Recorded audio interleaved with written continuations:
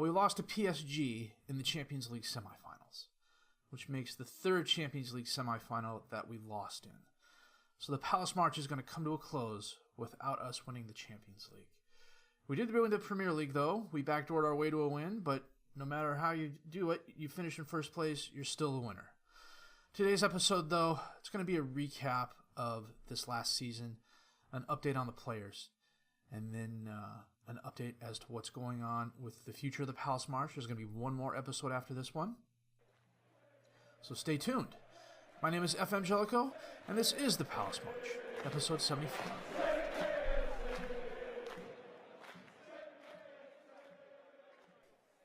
Well, the end of season awards have been coming in. Miguel Luis has been added to the overall best 11. We can take a look at a couple players here. Boubacar Kamara is back at Monaco. Part-time starter. Van Asser ended up at Wolves, who were relegated this season. Also a part-time starter. Andre Onana, what happened to him? I haven't thought about him in a while. Celta Vigo. He went to Augsburg on loan. We sold him to Valencia, who turned around and sold him to Celta Vigo. Not a bad season, but not horrible.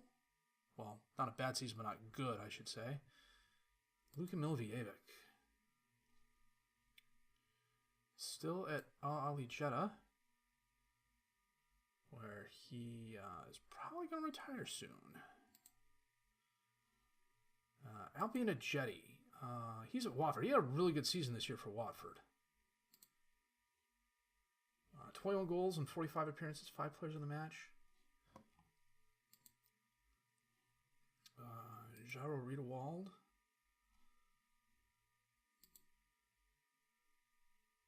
He's been pretty solid at Stoke. Nothing in Napoli. Nothing outstanding, but nothing to be upset about either. And Han Kwang Song,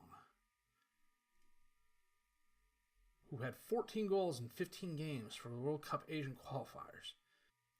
And is a part-time starter at Stoke, 4 goals, 2 assists in 23 games. It's not bad. I suspect he would be good in a system that had one striker maybe, and a couple of good wingers on either side. He'd be good in a one-striker system, I think.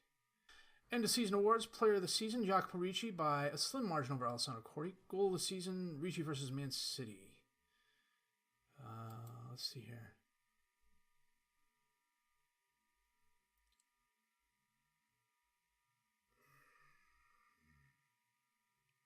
Okay, it's not a bad goal, but I don't know that that's goal of the season worthy. I mean, it was a curling effort around the wall into the lower right corner of the net. But he had a lot of help from the keeper on that too, who absolutely muffed it. Lost in the semifinals of the Champions League, finished 4th in the Premier League, won the European Super Cup, lost in the 5th round of the FA Cup, lost in the semifinal of the Carabao, and we won the Charity Shield. When your goal was to win the Champions League, it's a little disappointing. Munir is at Milan, where, if I remember correctly, he has not done anything much since he left us. He had the one good season with us, then left for a ton of money, and then somehow Milan was persuaded to pay £36 million for him. James Tompkins is a coach, I want to say. No, he's available. Speaking of coaches, Messi was hired by Notts County as the head coach, and they got relegated from the championship, finished dead last. Although he took over halfway through the season, I want to say, but they didn't win any games under him. I don't think he'll be long as a head coach. Well, we finished the season on kind of a down note. Leicester, who were 18th at the time and in a relegation fight, absolutely stoked us 4-1. However, with the exception of Ramsden and Bosankic, this was an entirely rotated side. Tim Norton-Ram, who's a youth player, actually got the start because Cordy and Tonali were both at about 82% at the start of this game, and I didn't want to play them. I had them on the bench in case I needed them, and Tonali came in the 54th minute. And Kenny got things off to a good start with a 17th minute goal. I thought we had a chance, but Leicester absolutely turned it on in the second half. Goals in the 54th, 62nd, 66th, and 83rd minutes.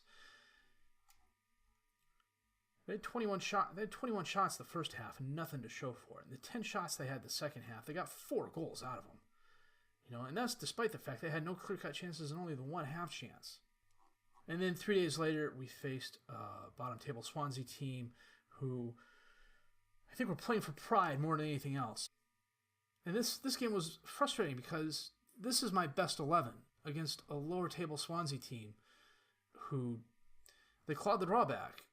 Baston scored in the 23rd minute for Swansea. Ricci equalized in the 42nd minute. Cordy put us ahead with a goal in the 72nd minute. Then Ryan Kent equalized in the 84th minute. Swansea brought it. They had 26 shots, 11 on target to our 21 and 12.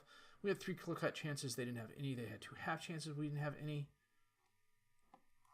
They were on the attack most of the game. We bent and didn't break all that often. I mean, we broke twice. I mean, they got 2 goals on us, although both were well earned. We should have gotten more from this. I think we should have, frankly, I think we should have won this game. And that leaves the league table looking like this. Man City came from behind and pipped Man United by a point. Liverpool finished third with 81 points. We finished fourth with 77 points. Southampton, Chelsea, and Everton round out the top 7. Leicester, Wolves, and Burnley are all relegated. Team review, Ricci led the team with 29 goals. Alessandro Cordy had a 7.14 for the highest average rating. William Goebbels, 17 assists. Sandro Tonali, best pass completion, 87%. Ricci had 6 players of the match. Had 3 players with 7 yellow cards. Fagner got the 1 red card late in the season. That's one of the things I'm most proud of. We've really cut down on the yellow and red cards lately. In 38 matches played, we scored 74 goals, which was the 3rd highest. We conceded 52, which was 8th best. And we maxed out Selhurst. If I was to continue this, I'm going to do it offline. I'm going to ask for a stadium expansion. In real life, Crystal Palace is seriously looking at one. I think they're actually supposed to be getting it. But we've got a ton of money in the bank. Why not? Sure, I decided to quit the save, at least publicly, and now the board wants to come to me and ask me about it regarding our youth level, improving our youth level. Okay? They don't feel that a new stadium is required, but they will expand. Okay. By about 5,500 seats. Current capacity at Selhurst 26,006 something, so they're increasing it to 31,500. That's not bad. Season's over. You know what? We'll do the player review right now because I have to go there. Everybody's on vacation as it is. And give out some new contracts here in a little bit. Ramsden had a solid season for us. 34 games, a 6.84 rating. He's not NECA. He's going to be close to NECA, but he's not NECA. And there was a little bit of a drop-off, it showed. But still, he stepped in admirably. Jose Correa had a solid season for us. 44 appearances, 5 assists, 1 player of the match. Mirko was his usual 4.5-star good self. 1 goal, 1 assist. A 6.62. Oh, yeah, that's last 5. What's his overall ratings? 6.95. It's right here. Gustavo Lopez, a good half season. 6.94 overall rating, 21 appearances, 1 goal, no players of the match, but very, very good on defense. Vasiliou, once I finally got him a contract, stepped up, had a decent season. Alessandro Cordy, everything was advertised to be. 38 starts, 11 goals, 5 assists, 4 players of the match. Sandro Tonali, 37 starts, 3 goals, 5 assists, 3 players of the match. He and Cordy are proving to be quite the duo in the midfield. Fagner, in almost a full season worth of starts, 5 goals, 9 assists, 4 players in the match. Santos, as a part-time starter, super sub, 3 goals, 3 assists in 6 starts and 7 off the bench. William Goebbels had probably one of the all-around best seasons I've seen from a striker in a long time. 50 appearances, 19 goals, 17 assists, 4 players in the match. Jacopo Ricci, 29 goals, 9 assists, 6 players in the match. Borja Mayoral is right here. 48 appearances, 24 goals, 8 assists, 5 players in the match. That is just, it's one of the reasons I like him. I can't explain it, but, it's one of the reasons I like him. And if he hadn't been injured the last 4 weeks of the game, there's a good chance he would have challenged for Jacopo for the goals. If we sort by goals, Ben Beachy, who is a lone player, he's been on Yeovil for the better part of 4 years now. Had a really good season, but as you can see, Ricci with 29, Borgia with 24, Gubbles with 19, Cordy with 11, Fagner with 5, Mepham had 4, mostly off set pieces. Nketiah had 4 and 7 assists coming off the bench mostly. Santos had 3, Luis had 3, Tonali had 3. A lot of players with 1s. And most of those are lone players. Let me see here. Jose Correa had 5 assists. Anything out down here kind of outstanding? Ben Chilwell, 7 assists and a player of the match in 27 appearances, 5 off the bench. A really good backup. And he got a few more starts than planned because of injuries. Pretty much the team. We'll continue on. We're going to see who wins the Champions League. That is Liverpool, I want to say. We'll find. Oh, it's PSG and Man City. Okay. Now, we got $36.38 million for finishing 4th. $2.7 million paid out to the squad. I signed Ricci to a new contract and Correa to a new contract. Ricci's getting $165 a week. Correa's getting $68,000 a week. Although they both have some pretty hefty release fees on them. Correa's got an $85 million release fee, and Ricci has a $128 million release fee. He is now 4-star, current 5-star potential. I think with another season or 2 under his belt, he will definitely be a 5-star player. And the season is finally over. Leicester, Wolves, and Burnley were relegated. Any surprises here? Arsenal and Tottenham maybe finishing out of the top 7. Southampton's got a very good squad.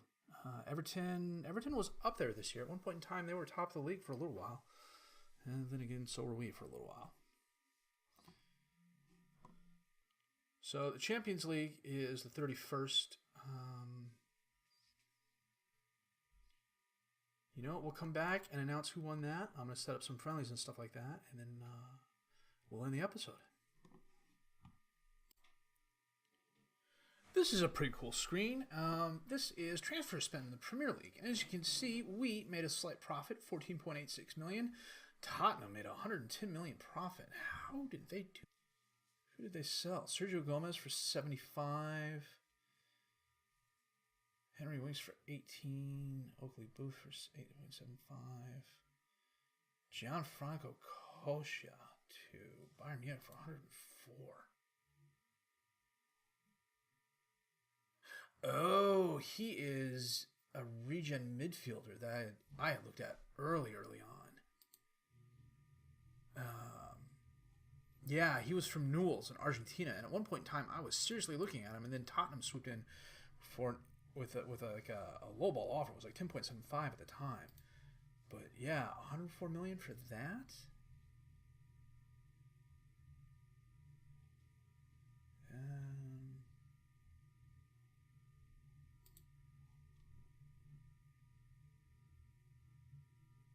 I'm going to say I still came out on the better end of the deal there. And Man United, $121 million in the hole. And our commercial summary for the season, everything is up except broadcast revenues, which for some inexplicable reason were down. I don't know that we didn't... I'm almost positive we have as many matches on TV this year as we did last year. Maybe it's just an overall advertising... Maybe it's an overall broadcast revenue thing being down, but everything else was up. Sponsorship was up, way up. Corporate hospitality up by about $800,000. Competition prize money definitely up, $30 million there. Matchday commercial up slightly. It's not too bad. Now, new scouting budget, which I will boost. And that's pretty much it. Still got 11 days to go to see who wins the Champions League. So back with that in just a minute. Well, the Champions League is over. We got an $11.39 million payout for television revenue, a $12.93 payout for the pool money. The squad got a 1.8 million payout, and PSG won. Neymar, 11 goals. Fekir, 5 assists. They absolutely stoked Man City 5-0.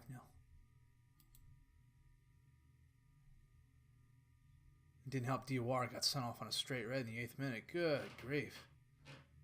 I'd be finding that guy and running him into the ground for at least 2 weeks. Man City did not show up at all. Militao of 5'8", Dybala of 5'8", NECA 7-1. Look at that. Hell. This is what we are going to do. I am going to save the game. The game is saved. I'm going to resign as manager.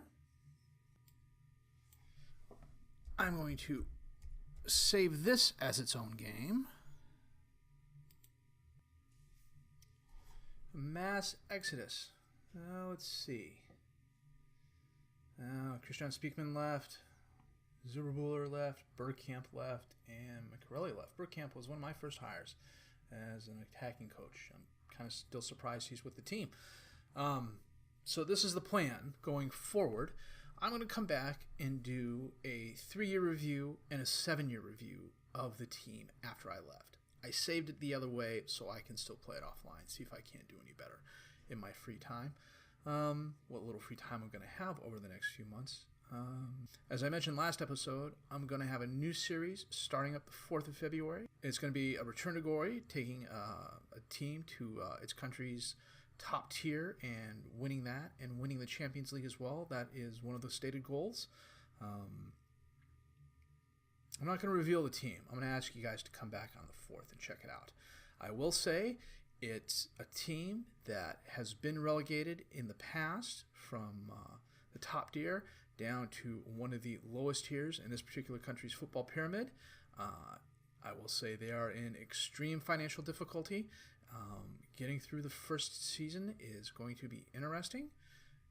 It's going to be a challenge. It's probably the hardest challenge I've taken on in my young football manager career. That said, this save has been an absolute blast. We did win the Premier League. We kind of backdoored our way into it, but still, a win is a win. Won the Europa League. Got to the championship semifinals 3 times. Lost each time. Never really got blown out in those games, but we fought, and we fought hard. Had some quality players join the team, had some quality players leave the team, but it's been a fun ride, and I'm glad you were all along here for it. That said, next episode 75, is going to be the 3 and 7 year review. It'll be a little long probably as a result, and I hope you're here for it. If you liked what you've seen and heard, please leave a like. Subscribe to the channel for more content. Questions, criticisms, comments, leave those down below. I'll answer them as fast as I can. If you want me to check out some players in the next episode, leave those down in the comments as well, and I will do that. My name is FM19, and I thank you for watching.